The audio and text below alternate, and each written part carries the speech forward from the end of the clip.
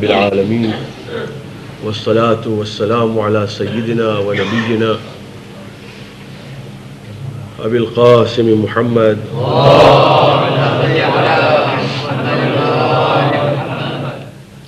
وعلى أهل بيته الطيبين الطاهرين. أما بعد، السلام عليكم ورحمة الله وبركاته.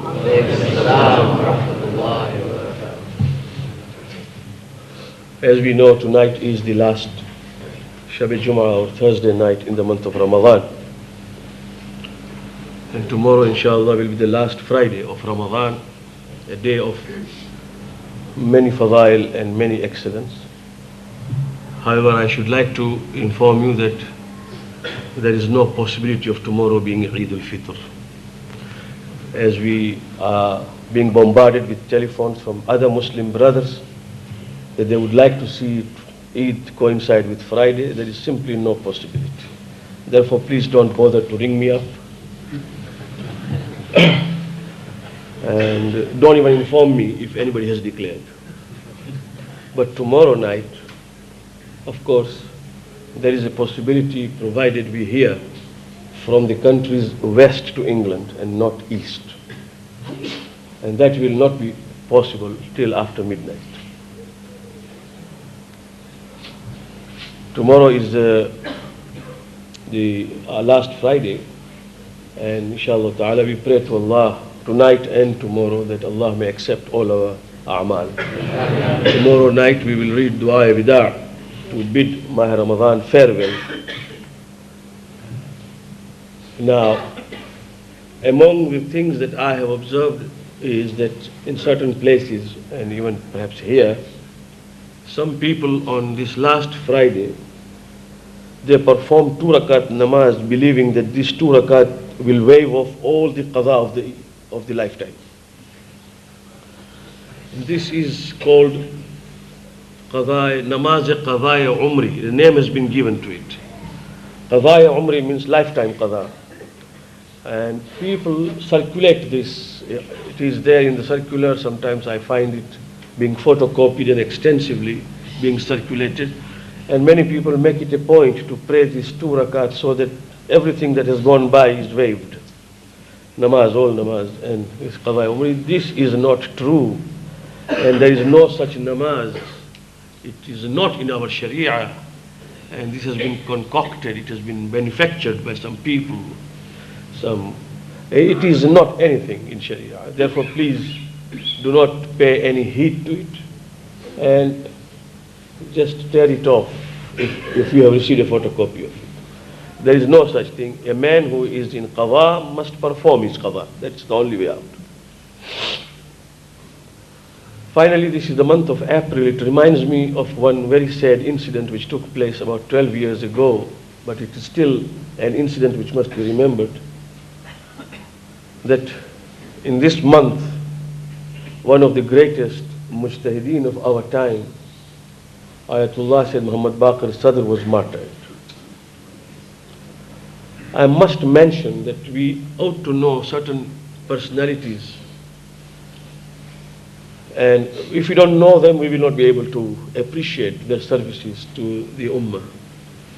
First of all, he is, or he was, I should say, among those very few who became mujtahid at the age of 17. And his ijtihad was acknowledged by the great living mujtahids like Ayatullah al-Hakim in those days, and even Ayatullah al-Khoy. And his books which he has written are there. Some of them have been translated into English, like Falsafatuna, which is our philosophy, Iqtisaduna, which means our economy. Then he wrote Ijtima'una, which I don't think has been translated. And then he also wrote Al-Bankul La Rabawiyya fil Islam, non-interest paying bank system in Islam. And of course he wrote books on fiqh and usul al-fiqh, on istiqra and many other things which are not relevant here. But he was a man of original views.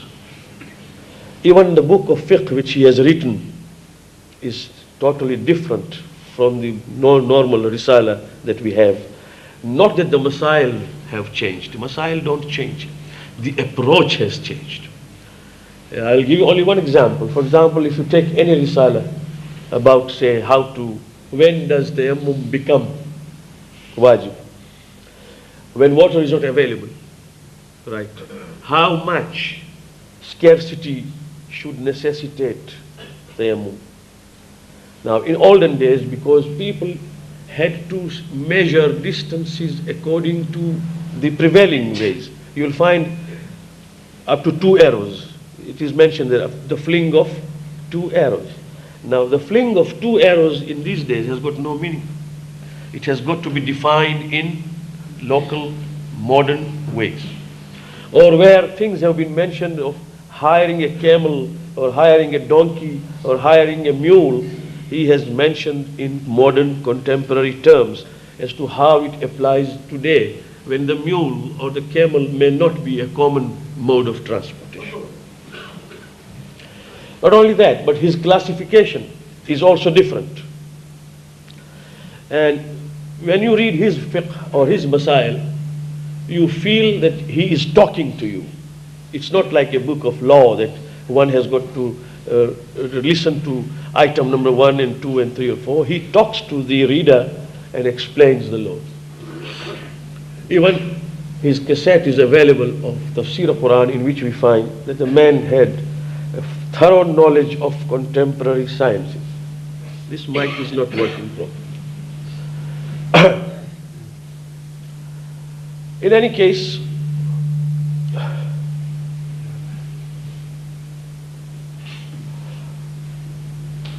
the greatest service that he rendered was that he realized in Iraq, after the ascension of Ba'athist party to power, that the only way to save Islam and to save the teachings of Ahlul Bayt, salamullah alayhim ajma'in, was to approach the young men, to talk to the youths. And in no time, he was able to collect a group of well-meaning youths around him who not only opposed Ba'athist regime, but who propagated Islam outside Iraq and within Iraq in the circles, till men like Ahmad Hassan Bakr in those days and Saddam Hussein and others, they felt that the greatest danger in Iraq was Shaheed al-Sadr, or was a group that was around him. In 1975, when I visited Iraq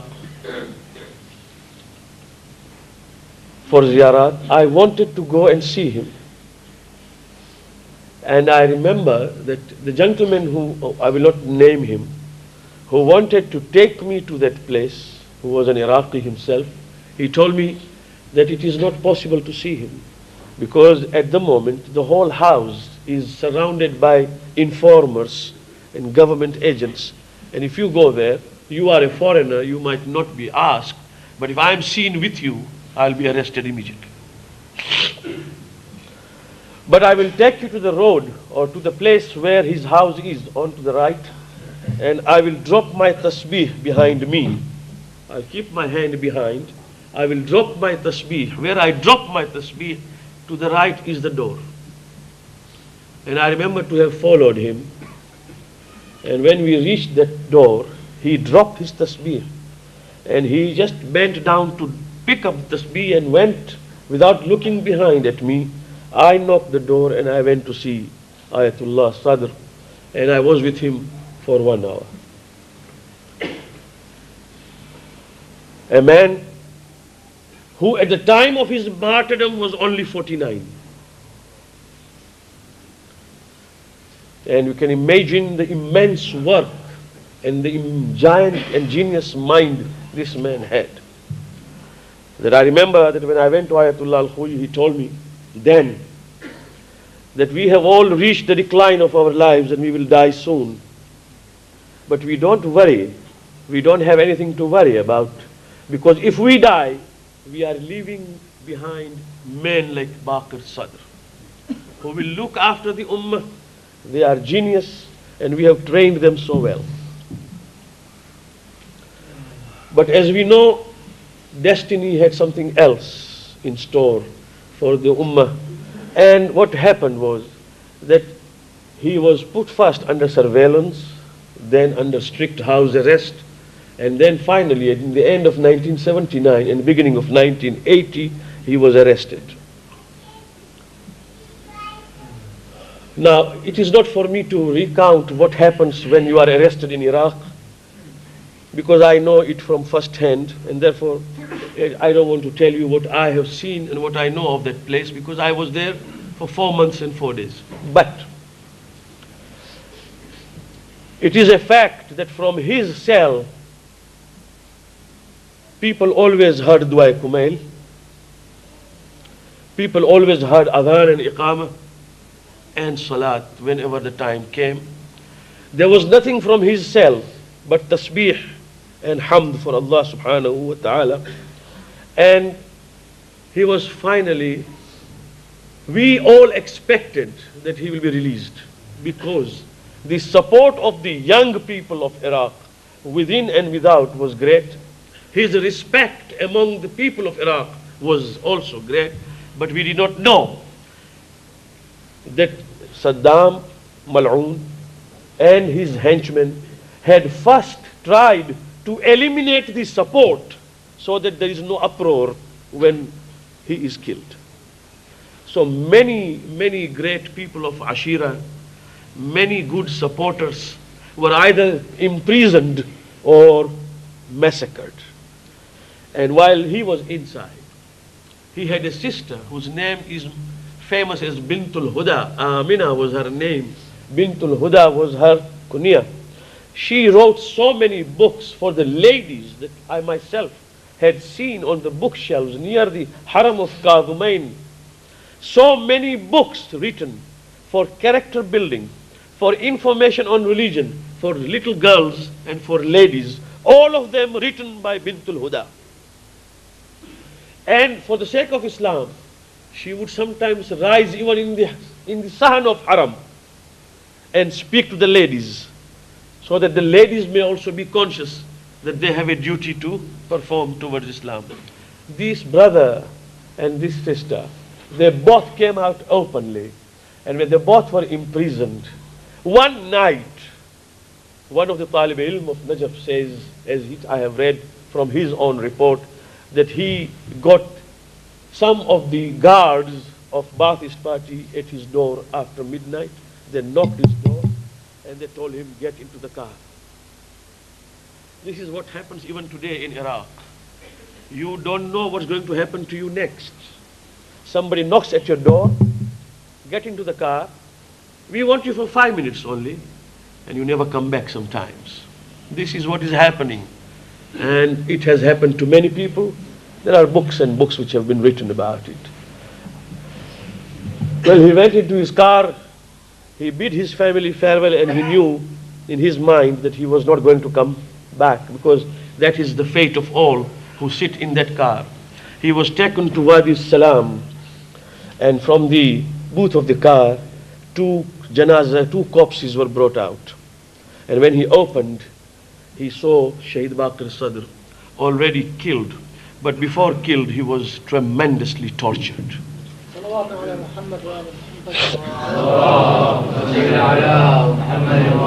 He was tortured. His beards were burnt. And the cigarette butts were seen on his body. And he was shot. They say that one of those who shot him at very close range was Saddam himself. He was killed. But more of this is that even his sister was tortured and killed. Both of them were killed, and the Talib Ilm was asked to arrange for the burial there and there. He arranged for the burial in Wadi Salam, and before he could be caught back, because when you become a privy to any particular thing like this, your life is also at stake. So he managed to run to the border of Iran, and it was through him that the world came to know for the first time that Baqir Sadr had been martyred. It is a loss to the Ummah it is a loss to humanity.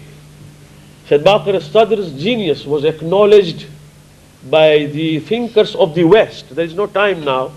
Otherwise, I would have enlisted to you how many thinkers of the West who knew Arabic, who are Orientalists, have acknowledged his genius, that the man is really not only well informed, but he has got an original mind. And he has been acknowledged by the Ahlul Sunnah ulama of Egypt and Cairo. Not only that, but of all those ulama who would be least forthcoming to acknowledge, the ulama of Saudi also, that means those who are Wahhabis, they also acknowledged that in this man there was something original.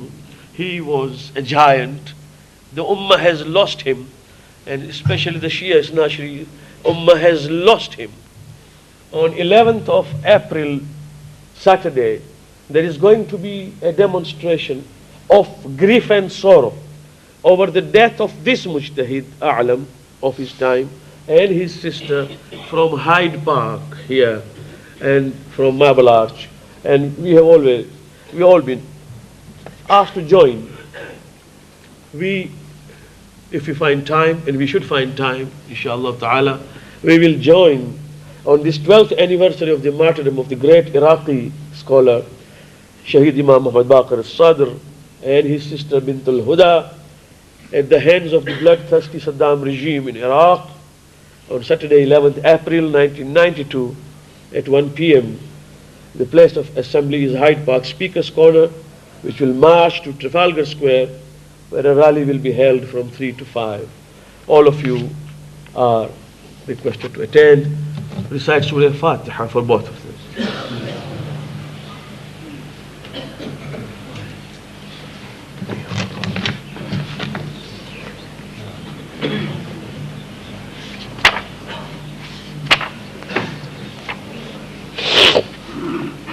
Bismillahir Rahmanir Rahim. Yusuf alayhi salam's brief sojourn from one test to another and from another to the third one, which I'll finish today very briefly because there is no time.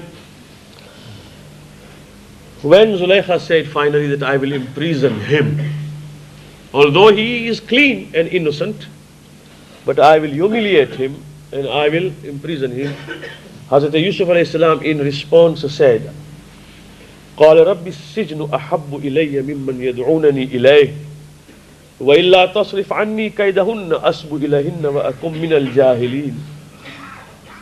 He said, Ya Allah, I would prefer to go to the prison. And had it not been that you saved me from the kaid and makr of these ladies, all of them, I would have got inclined to them. I would have bent down to them. And I would have become one of the Jahilin. This is very important. Imam Jaffer Sadiq salawatullah says that no one commits a sin except that he is a Jahil at that particular moment. It's very, very beautiful thing to say. At that particular moment there is Jahalat setting in. He may be an alim. The moment he starts say anything that is sinful, at that particular moment his ignorance and his jahalat is established. And because our Aimma and the Prophet could not be jahil at any moment, that is why they are ma'soom at all times. Whoever commits any sin, suppose God save us, suppose God save me and I started ghibah. Something within me immediately tells me, there is an inner voice, tells me, look, this is now riba, refrain from it. I try to suppress that voice and say, no, what I am speaking is the truth. And that is jihalat, because when the Prophet sallallahu alaihi wasallam heard somebody start ghibat of Salman Farsi, Salman was not there. The Prophet immediately said, stop, for Salman is not here. And what you are doing is ghibah. And to listen to ghibah and to speak ghibah, both of it haram. So one man stood up and said, Ya Rasulullah, what I am speaking about is truth. I am not speaking lies. The Prophet said, because it is the truth, that is why it is ghibat. Had it been lies, it would be tuhmat. See, it would be accusation. Because what you speak is the truth, therefore it is ghiba. If you had spoken the lies against him, then that would not be ghiba. That would be allegation, accusation. That is worse off than this. If you want to speak the truth, you speak in his presence, so that if it is the truth, he will acknowledge it, and if it is wrong, lies, he will correct it. So we, all of us, if we ponder deeply, at the time that we commit that sin, jahalat sets in. And this is why he says, Janabi Yusuf alayhi salam, had I done that, I would have been one of the jahilin, one of the ignorant. But Allah subhanahu wa ta'ala says, Allah accepted his prayers. فَاسْتَجَابَ لَهُ رَبُّهُ فَصَرَفَ عَنْهُ كَيْدَهُنْ إِنَّهُ هُوَ السَّمِيعُ الْعَلِيمُ. Allah accepted his prayers, and the makr and the guile of those ladies were warded off from him, for Allah is most hearing and most knowing. ثُمَّ بَدَا لَهُم مِّن بَعْدِ مَا رَأَوُا الْآيَاتِ لَيَسْجُنُنَّهُ حَتَّى حِينٍ. Then it so transpired to them, after having seen all the signs, as I said yesterday, that you cannot lock the mouths of the people. So many have already testified for the innocence of Yusuf alayhi salam, yet the talks go on. Finally they decided to put him into the prison for some time. Hatta heen, for some time. وَدَخَلَ مَعَهُ السِّجْنَ فَتَيَانِ. When Yusuf was imprisoned, with him entered two young men. And as they entered, perhaps may God never put you into prisons. Allah, I pray that nobody goes to prison. Worse than prison is detention.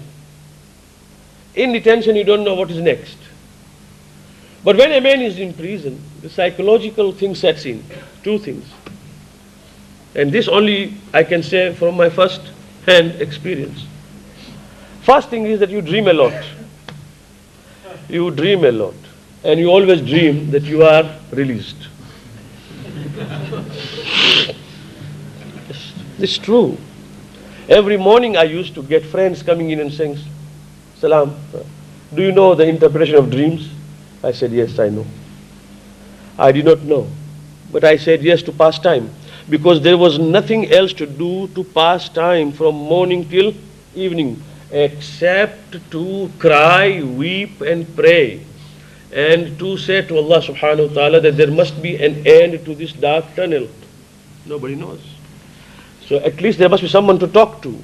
So the man came and he started talking. So everybody dreamt either he was on a horse with wings flying out, or he was actually in a boat and flying the boat out. Somebody dreamt that somebody has come to take him and take away. To all of them, I used to say, Inshallah, tomorrow you will be released. Some of them were really released next day, and some of them were not.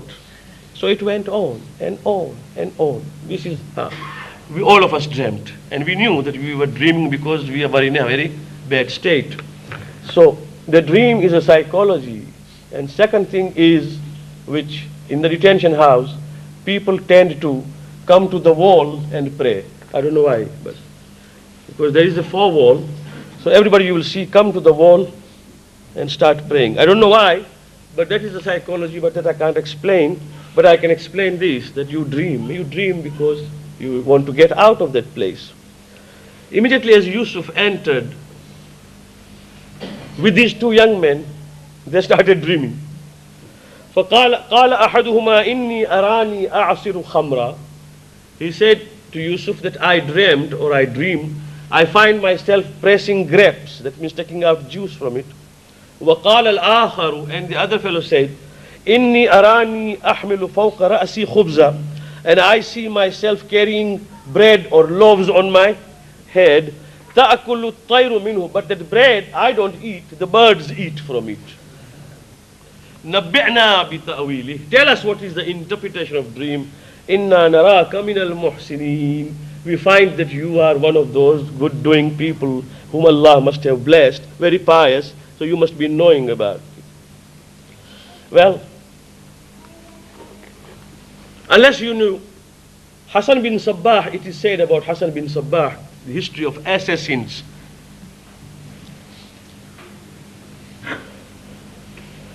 That once people believed in him as Imam. We were traveling in this by the boat in sea, and there was a rough sea. Suddenly, waves started coming on, waves as high as the mountains, and there was no hope for survival. No hope.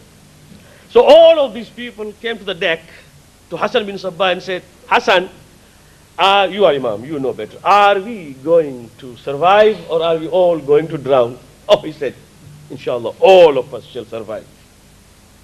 And they survived. All of them survived. When they came to the shore, his imamat became all the more stronger.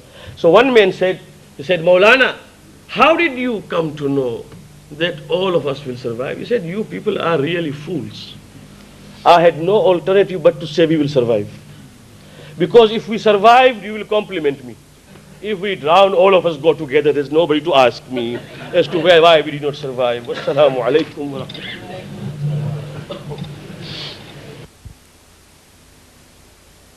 rahmatullah. Assalamu alaikum wa rahmatullahi wa barakatuh. Wa alaikum assalam wa rahmatullahi wa barakatuh. This is just to remind that if tonight the moon is established and it is declared to be the night of Eid al-Fitr, then of course